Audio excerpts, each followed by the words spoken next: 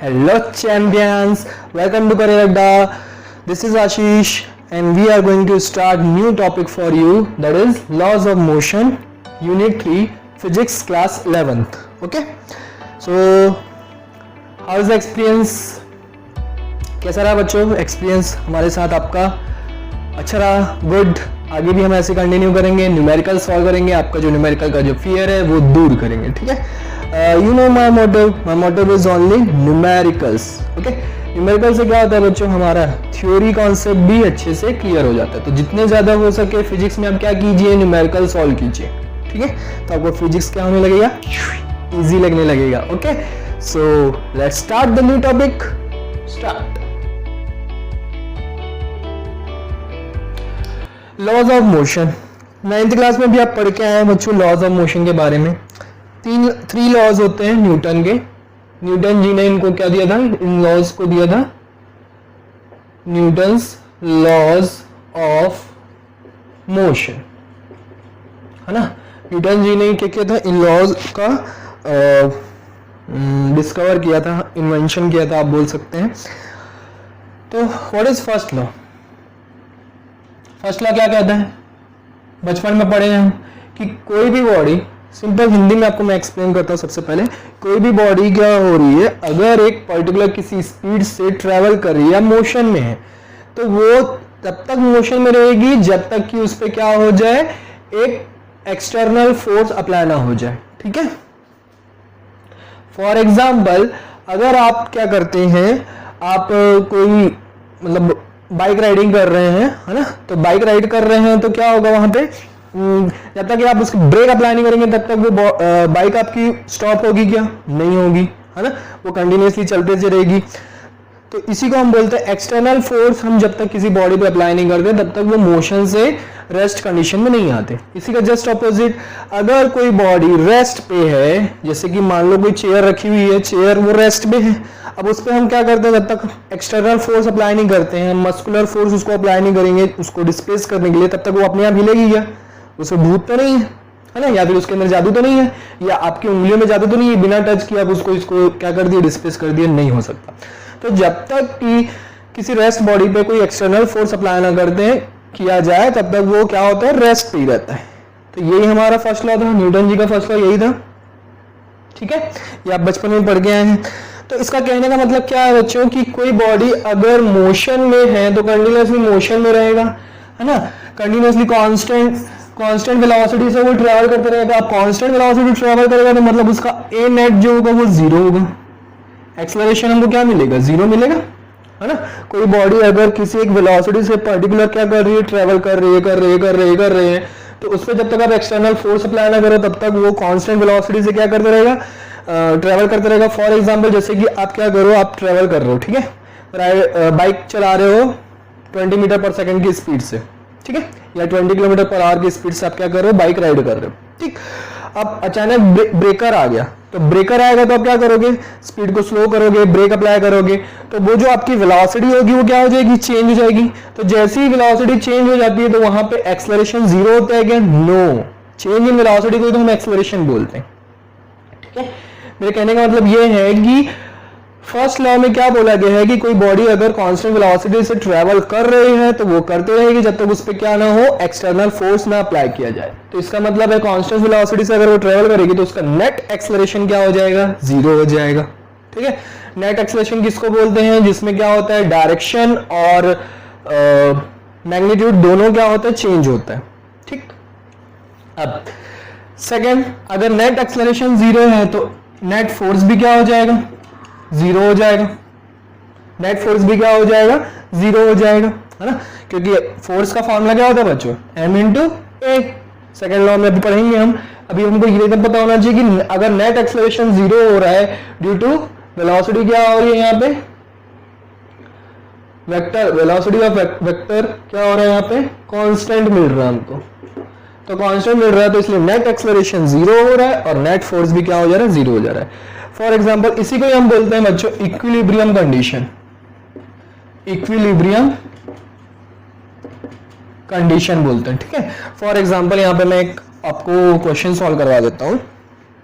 जैसे कि मान लो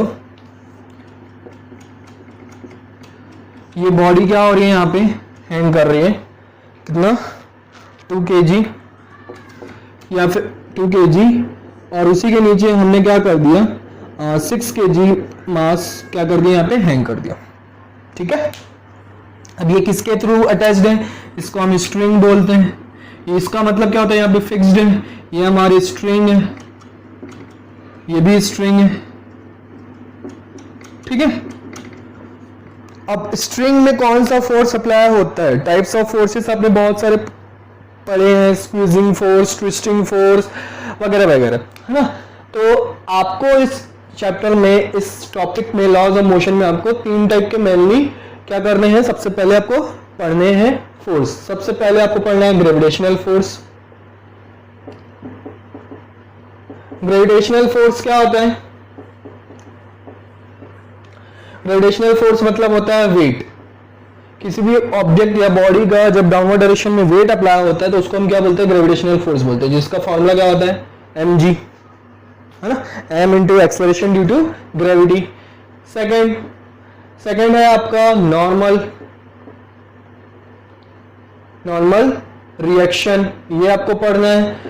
ठीक है, नॉर्मल रिएक्शन को हम कैपिटल एन से डिनोट करते हैं। ये कैसा होता है कि मान लो किसी सरफेस पे एक बॉडी रखी हुई है, m मास की कोई ऑब्जेक्ट रखा हुआ है, तो ये सरफेस क्या करेगा, इसको ऑपोजिट डायरेक्शन में नॉर्मल रिएक्शन अप्लाई करेगा, और डाउनवर्ड डायरेक्शन में इसका क्या होगा, mg अप्लाई होगा। तो जब ये सरफेस इस m ऑब्जेक्ट पे क्या करेगा, n नॉर्मल रिएक्शन अप्लाई करेगा, तो उतना ही n नॉर्मल रिएक्शन ऑब्जेक्ट भी क्या करेगा, किस पे अप्लाई करेगा, सरफेस पे अप्लाई करेगा। समझ में आ, इक्वल एंड ऑपोजिट रिएक्शन। ठीक, जब थर्ड लॉ पढ़ेंगे ना तो आपको और अच्छे समझ में आएगा। अभी आप याद रखिए कि डाउनवर्ड डायरेक्शन में इसका वेट लगेगा, जिसको हम ग्रेविटेशनल फोर्स बोल दिए, mg। अपवर्ड डायरेक्शन में क्या करेगा, सरफेस इसको अप्लाई करेगा नॉर्मल रिएक्शन, और उतना ही नॉर्मल रिएक्शन क्या करेगा, डाउनवर्ड डायरेक्शन में ऑब्जेक्ट भी सरफेस पे अप्लाई करेगा। ठीक है, थर्ड होता है टेंशन। मेनली आपको ये 3 पढ़ने हैं, आगे 2 और बताऊंगा, अभी आप पहले ये 3 समझिए। टेंशन फोर्स क्या होता है, इसको कैपिटल T से डिनोट करते हैं। ये only string, chain etcetera etcetera, मतलब जो भी क्या होता है, स्ट्रिंग, रोप बोल सकते हैं आप, इन सब में अप्लाई होता है, जिससे बॉडी या ऑब्जेक्ट क्या रहते हैं, कनेक्टेड रहते हैं। इन सब में कौन सा फोर्स अप्लाई होता है, टेंशन फोर्स अप्लाई होता है। जब टेंशन मतलब खिंचाव बोल सकते हैं आप हिंदी में। ठीक है, तो जैसे कि मान लो मैं इसको क्या करता हूँ, स्ट्रेच करता हूँ, तो स्ट्रेच करता हूँ तो इसके बीच में जो फोर्स लगने वाला है उस फोर्स को हम क्या बोलेंगे, टेंशन बोलेंगे। तो यहाँ पे भी देखो, यहाँ पे ये स्ट्रिंग और ये स्ट्रिंग क्या होगी, वो हो जाएगी, क्या बोलते हैं, स्ट्रेच हो जाएगी। तो स्ट्रेच हो जाएगी मतलब उस स्ट्रिंग में कौन सा फोर्स लगेगा, टेंशन फोर्स अप्लाई होगा। ठीक है, क्लियर है बच्चों। अब एक रूल टेंशन का ये है कि अगर स्ट्रिंग चेंज होती है तो टेंशन भी क्या हो जाएगा, टेंशन भी चेंज हो जाएगा। मतलब अगर एक स्ट्रिंग में T1 लग रहा है तो दूसरे स्ट्रिंग में T2, स्ट्रिंग चेंज होगा तो, ठीक है, और सेम स्ट्रिंग में सेम टेंशन अप्लाई होगा। क्लियर है, ये स्ट्रिंग चेंज तो टेंशन चेंज। ठीक है, अब यहाँ पे हम इसको आ जाते हैं। अब इसमें एक और चीज आपको पढ़नी है, क्या, FBD पढ़ना है। What is FBD, free body diagram. ये आपको बहुत कंपलसरी है बच्चों, और ये आपको बनाना आना चाहिए, पूरा चैप्टर इसी पे डिपेंडेंट है। ठीक है, तो FBD बनाना बहुत इजी भी है, ज्यादा टफ नहीं है। आपको क्या करना है, जैसे कि इसकी अगर हम FBD बनाते हैं तो m मास को, जो भी बॉडी होगी उसको आपको क्या ले लेना है, पॉइंट मास ले लेना है। अब पॉइंट मास पे जो भी क्या कर रहे हैं, हमको वही सारे फोर्सेस को इसमें शो करना है। इस पॉइंट पे हमको सारे फोर्सेस शो करना है जो कि उस ऑब्जेक्ट पे क्या हो रहे हो, अप्लाई हो रहे हो। ठीक है, जैसे कि मान लो इस ऑब्जेक्ट में डाउनवर्ड डायरेक्शन में mg लग रहे हैं और अपवर्ड डायरेक्शन में क्या लग रहा है, नॉर्मल। अब आप बोलेंगे सर नॉर्मल तो ये भी लग रहा है डाउनवर्ड डायरेक्शन में, है ना, तो ये इस पे नहीं अप्लाई हो रहा है, ये सरफेस पे अप्लाई हो रहा है, और हम FBD किसका बना रहे हैं, इस m बॉडी का, तो इसलिए हम उसको शो नहीं करेंगे। फॉर एग्जाम्पल एक और मैं दे ले रहा हूं आपको एग्जाम्पल। ठीक है, आपको आगे बताना, यहाँ पे इंक्लाइन प्लेन में क्या ले लेते हैं हम, m बॉडी ले लेते हैं। ठीक है, अब इसका डाउनवर्ड डायरेक्शन में परपेंडिकुलरली क्या लगेगा, mg, और ये सरफेस क्या करेगा, इसको नॉर्मल रिएक्शन लगाएगा, और ये मास भी क्या करेगा, इसके ऊपर नॉर्मल रिएक्शन लगाएगा। ठीक है, सरफेस के ऊपर। आपको किसका एफबीडी बनाना है, एम का एफबीडी बनाना है। तो एम का एफबीडी जब बनाओगे तो डाउनवर्ड डायरेक्शन में क्या लग रहा है, एम जी, है ना। इस डायरेक्शन में आपका क्या लग रहा है, नॉर्मल, है ना। और आप बोलोगे कि सर नॉर्मल ये भी लग रहा है, तो ये इस बॉडी पे नहीं लग रहा है, इस बॉडी के कारण सरफेस पे लग रहा है। और हम एफबीडी किसका बना रहे हैं, बॉडी का बना रहे हैं, तो बॉडी पे ये शो नहीं करेंगे। Is it clear? ठीक है, अच्छे से क्लियर हो गया। नोट करना चाहे तो नोट कर लो। इसमें एक और एग्जांपल मैं आपको बताता हूँ, टेंशन वाला एग्जांपल बताता हूँ। टेंशन वाला मतलब वो वाली चिंता वाला टेंशन नहीं, टेंशन फोर्स वाला, ठीक है। जब भी बच्चों टेंशन पढ़ाया जाता है टॉपिक, तो बच्चे समझते हैं अरे टेंशन, ये वाली टेंशन, अरे इतनी टेंशन नहीं लेनी है हमको, है ना। तो यहाँ पे क्या हो रहा है, मैं एक पुली से दो मास को कनेक्ट कर देता हूँ, इधर कर देता हूँ 1 kg और इधर कर देता हूँ 2 kg। तो 2 kg मास इधर लटका हुआ है और इधर क्या है, 1 kg मास है। तो इसका अगर हम एफबीडी बनाएंगे 1 kg का, तो देखो डाउनवर्ड डायरेक्शन में इसका क्या लगेगा। अच्छा, सबसे पहले टेंशन का जो डायरेक्शन होता है वो अवे टू द पॉइंट होता है, ठीक है। डायरेक्शन यहाँ पे पता होना चाहिए आपको, टेंशन का डायरेक्शन जो है वो क्या होगा, away to the point.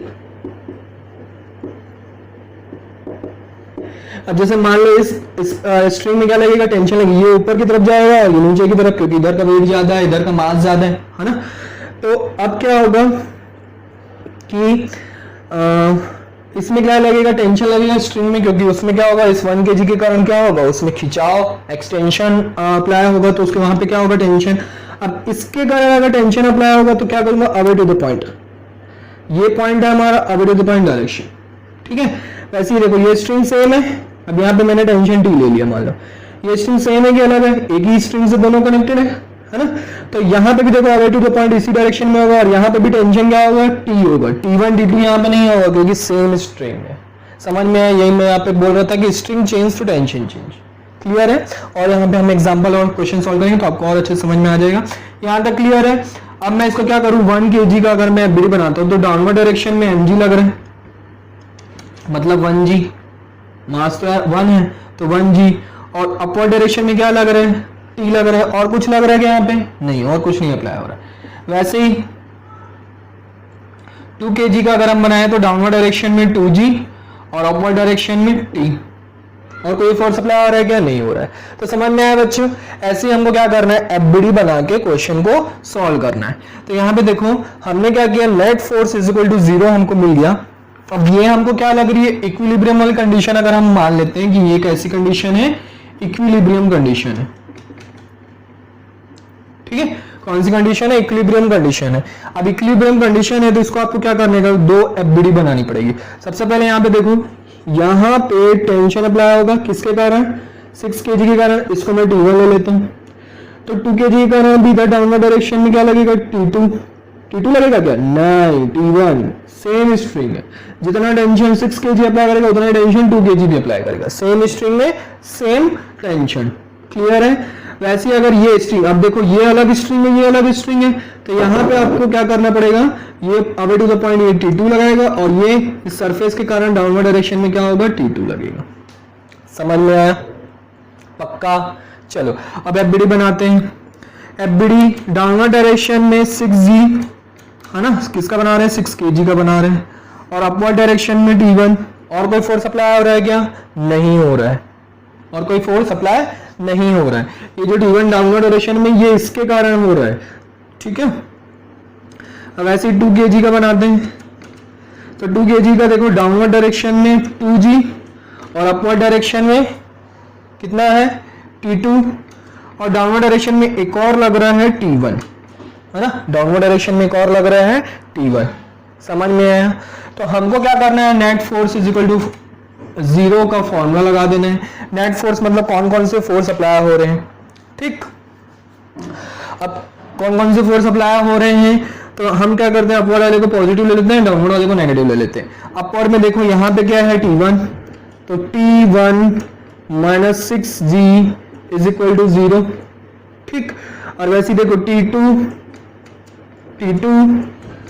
Minus T1 minus 2g is equal to 0। Net force हमने क्या लिया, अपवर्ड वाले को पॉजिटिव, डाउनवर्ड वाले को नेगेटिव।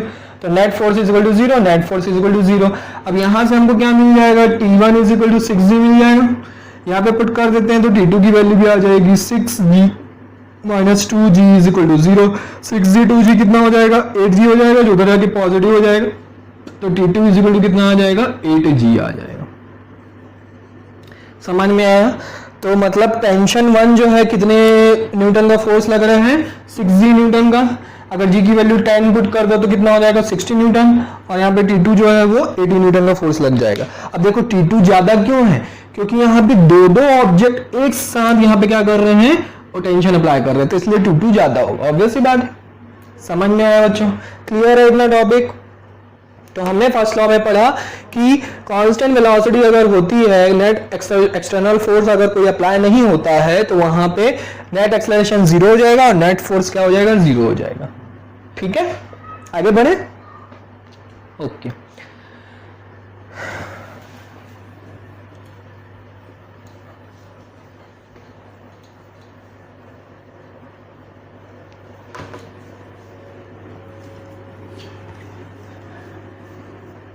सेकेंड लॉ बता देता हूँ बच्चों, उसके बाद हम क्या करेंगे, न्यूमेरिकल्स करेंगे। थर्ड लॉ हम बाद में देखेंगे। ठीक है, सेकेंड लॉ पहले बता देता हूँ आपको। इसमें पुली वगैरह एवरीथिंग यहाँ पे सब चीज आती है। सेकेंड लॉ बताएं। सेकेंड लॉ क्या होता है? सेकेंड लॉ, सेकेंड लॉ आपने पढ़ा है बचपन में कि F is equal to ma होता है। ठीक है, बोल सकते हैं, करेक्ट है। F इज इक्वल टू क्या होता है, ma होता है। पर एक्चुअल में F is equal to ma नहीं होता है। क्या होता है? Change in rate of change in momentum, rate of change in momentum is equal to m force is equal to force applied, force applied है ना, कोई अप्लाइड फोर्स होगा। अब देखो चेंज इन मोमेंटम बोल रहा है, मतलब कोई बॉडी अगर कांस्टेंट, हमने फर्स्ट टाइम में देखा कोई बॉडी क्या हो रही है, कांस्टेंट वेलोसिटी से अगर जा रही है तो जाते रहेगी जब तक उस पर क्या ना हो, एक्सटर्नल फोर्स ना अप्लाई हो। तो जैसे हम एक्सटर्नल फोर्स अप्लाई करेंगे तो उसकी वेलोसिटी चेंज हो जाएगी। वेलोसिटी चेंज होगी मतलब मोमेंटम भी चेंज होगा। तो मोमेंटम का फॉर्मूला क्या होता है, P is equal to mv, ये फॉर्मूला होता है। पढ़ा है आपने बचपन में, मतलब 9th क्लास बच्चों, बचपन हमारा वही तो है ना। बट आप लोग बोलते होंगे सर बचपन बचपन बोलते हैं, हमने क्लास नर्सरी में थोड़ी ना पढ़े। तो बेटा 9th 10th क्लास, अब अगर आप क्या हो गए हो, अब मैच्योर हो गए, 11th 12th क्लास में पहुंच गए, तो 9th 10th क्लास का हो गया आपका बचपन हो गया। ठीक है, तो जैसे हम फोर्स अप्लाई करेंगे तो इसमें क्या हो जाएगा, मोमेंटम चेंज हो जाएगा। तो rate of change in momentum is equal to force applied is equal to, हमने पढ़ा था, आप बोलोगे सर हमने तो पढ़ा था कि प्रोपोर्शनल फोर्स अप्लाइड होता है, प्रोपोर्शनल टू। फिर क्या करते हैं, प्रोपोर्शनल में हटा के हम k पुट करते हैं, तो k की वैल्यू हम क्या करते हैं, 1 निकाल के वहां पे 1 पुट कर देते हैं और k हट जाता है वहां से। तो जनरली हमको फॉर्मूला क्या मिलता है, del p upon del t is equal to force. यही होता है कि force is equal to del p upon del t, change in momentum upon change in time. अब यहां से लेके यहां तक का सफर कैसे आया, F is equal to ma कैसे आया, चलो देखते हैं। कोई बॉडी है m मास की, वो u वेलोसिटी से ट्रेवल कर रही है। ठीक है, t टाइम के बाद क्या हो रहा है, उसकी वेलोसिटी चेंज हो जा रही है, v हो जा रही है। ठीक है, मास सेम है, u वेलोसिटी से v वेलोसिटी चेंज हो जा रही है। तो अब यहाँ पे हम क्या करें, क्योंकि p की वैल्यू क्या होती है, अब यहाँ पे इस यहाँ पे इनिशियल मोमेंटम इसका कितना होगा, mu होगा, और इसका फाइनल मोमेंटम कितना होगा, mv होगा। इसका initial momentum mu, final momentum mv। अब मैं क्या करूं, del p की वैल्यू पुट करता हूं, तो p की वैल्यू क्या होगी, F इज इक्वल टू आपको क्या मिलेगा, del p मतलब final momentum minus initial momentum, यही होगा, अपॉन t, रेट मतलब टाइम होता है। अब F is equal to final momentum कितना है, mv, initial momentum mu upon t। यहां से अगर मैं m कॉमन ले लूं तो आपको क्या मिला, v minus u upon t, यही मिला। अब v minus u upon t किसका फॉर्मूला होता है, एक्सलरेशन का, तो F is equal to ma हमको यहां से मिल गया। तो ये डेरिवेशन है छोटा सा, योग के आपको एग्जाम में पूछ सकता है, 11 के एग्जाम में। क्लियर है बच्चों? अब F is equal to ma जो है वो कब हो रहा है? जब मास क्या हो रहा है? कांस्टेंट हो रहा है। When m is constant, ठीक है, जब मास क्या हो रहा है? कांस्टेंट हो रहा है। ठीक, पर कुछ चीजें, कुछ एग्जांपल्स ऐसे होते हैं जिसमें मास भी चेंज होता है। इसका मतलब क्या है कि मास जब भी कांस्टेंट होगा किसी भी ट्रेवलिंग ऑब्जेक्ट का, तब वहां पे नेट फोर्स या फोर्स अप्लाइड जो होता है उसका फॉर्मूला क्या बन जाता है? F is equal to ma बन जाता है। तो अब F is equal to ma मिला तो वो सिर्फ और सिर्फ किसके लिए है? कांस्टेंट मास के लिए। और कुछ कुछ कंडीशंस या फिर कुछ कुछ एग्जांपल्स ऐसे हैं जहां पे मास चेंज होता है, जैसे कि रॉकेट प्रोपल्शन। रॉकेट प्रोपल्शन में क्या होता है? फ्यूल बर्न होता है, नीचे से गैस एग्जॉस्ट होती है, तो वहां से फ्यूल क्या होता जाता है? कम होते जाता है, उसका मास भी क्या होता जाता है? कम होते जाते हैं। क्लियर है? तो ऐसे एग्जाम्पल्स में क्या होगा? हम F is equal to ma apply नहीं कर पाएंगे। For that example that this formula is wrong. ठीक है, तब हमको क्या अप्लाई करना पड़ेगा? ये अप्लाई करना पड़ेगा कि change in momentum upon change in time is equal to force apply करना पड़ेगा। क्लियर है बच्चों? क्लियर है? एकदम अच्छे से क्लियर है? तो ये आपको पता होना चाहिए कि F is equal to ma जो है वो सिर्फ और सिर्फ किसके लिए है? कांस्टेंट मास के लिए है। और जहां पे मास चेंज होगा वहां पे F is equal to del p upon del t, that is rate of change in momentum. Clear है बच्चों? ठीक, rate of change in momentum. अब ये जो F is equal to ma है ना, मोस्टली आपको 11 के सिलेबस में सारे केसेस ऐसे पढ़ने हैं जिसमें मास क्या है? कांस्टेंट है। तब वहां पे क्या होगा? F is equal to ma formula लगाएंगे। तो ये जो F is equal to ma formula, ये किसका फॉर्मूला है? Net force is equal to ma। F is equal to ma कभी नहीं बोलोगे आप, क्या बोलोगे? हमेशा net force is equal to ma बोलोगे। क्या बोलेंगे? Net force. तो एक्सटर्नल नेट फोर्स जो हम अप्लाई करते हैं किसी भी ऑब्जेक्ट पे, तब उसमें क्या होता है? चेंज इन मोमेंटम होता है। तब हमको क्या मिलता है? F is equal to ma मिलता है। तो इसीलिए net external force is equal to ma आपका फॉर्मूला मिल गया। कभी भी आप F is equal to ma नहीं बोलेंगे, क्या बोलेंगे? Net force is equal to ma। Clear है? देखते हैं एग्जाम्पल, देखें इसको कैसे अप्लाई करना है।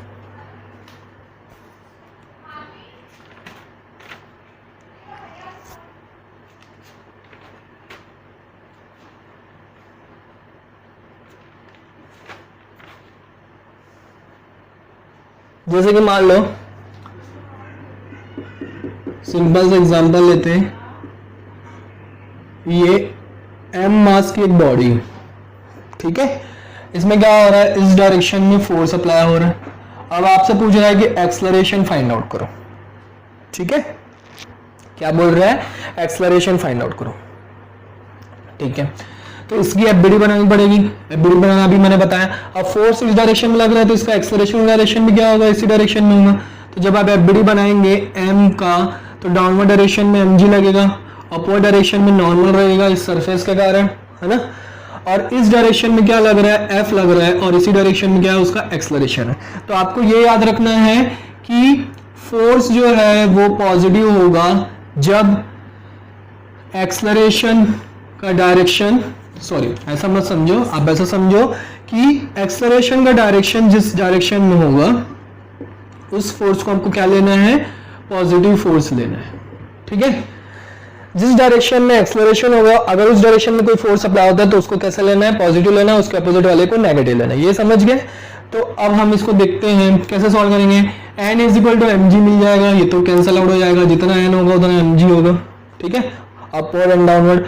अब आपको क्या देखना है? आपको लगाना है ये वाला formula, net force is equal to ma, ये फॉर्मूला लगाना है। तो नेट फोर्स कितना है हमारा?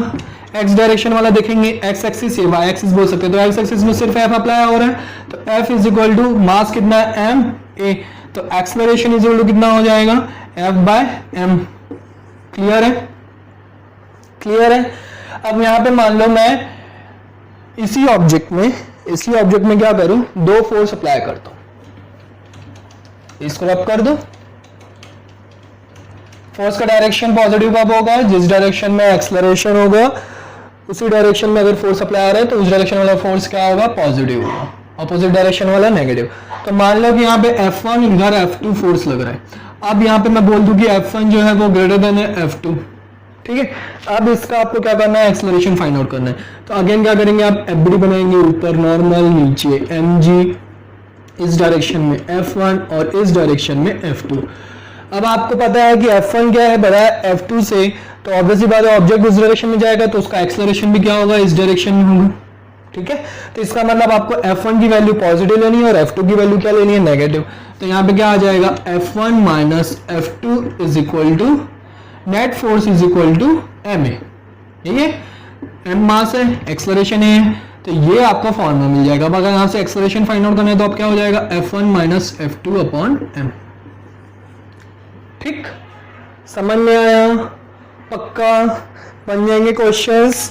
तो आज की क्लास में इतना ही बच्चों, मैं आपको ये थ्योरी क्लियर करना चाहता था, फर्स्ट लॉ सेकंड लॉ अच्छे से क्लियर हो गया। नेक्स्ट लेक्चर में हम क्या करेंगे, इससे रिलेटेड बहुत सारे न्यूमेरिकल्स देखेंगे, इतने न्यूमेरिकल्स देखेंगे कि ये टॉपिक क्या हो जाए आपका अच्छे से, बहुत अच्छे से A to Z क्लियर हो जाए। ओके चैंपियंस, तो प्रैक्टिस करते रहो, और मेरे न्यूमेरिकल स्टार्ट करने से पहले आप न्यूमेरिकल सॉल्व करके देखो, तो क्योंकि मेरा पैटर्न तो आपको बता दिया। ठीक है, तो न्यूमेरिकल सॉल्व करो, और कोई डाउट होता है तो आप उनको हमको क्या करो, फॉरवर्ड करो। Okay champions, bye bye, take care, see in the next lecture.